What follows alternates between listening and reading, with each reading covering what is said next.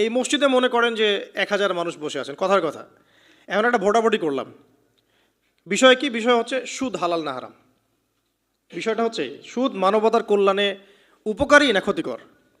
এখন আপনাদের মধ্যে 999 জন ভোট দিল যে সুদ মানবতার জন্য উপকারী, অর্থনৈতিক অগ্রগতির জন্য সুদের দরকার আছে। সুদের লোন না নিলে এই যুগে চলা যায় না, সুদ না খেলে এই যুগে বিল্ডিং করা যায় না, সুদ না খেলে অর্থনৈতিক প্রোগ্রেস হবে না। তাদের মত এটা। কয়জনের মত?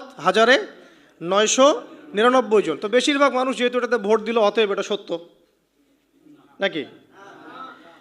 ওই যে একজন আল্লাহর বান্দা বলছেন না এটা ভুল, এটা মিথ্যা, এটা আল্লাহর আইনের বিরোধী, রাসূলের আইনের বিরোধী, এটা মানবতার বিরোধী, সুদ খেলে এক শ্রেণীর মানুষ ধনী হয়, বেশিরভাগ মানুষ গরিব হয়ে যায়, এবং সুদের কোনো কল্যাণ নাই, বরং এর মধ্য দিয়ে সম্পদ সংকুচিত হয়। তার বুঝ, একজনের বুঝ। এখন ইসলামের দৃষ্টিতে ওই একজনের রায়টা নেওয়া হবে না 999 জনের রায় নেওয়া হবে? তাহলে ইসলামের মানদণ্ডে এই প্রচলিত সো কল ডেমোক্রেসি টিকলো কিনা? ঠিকলো না।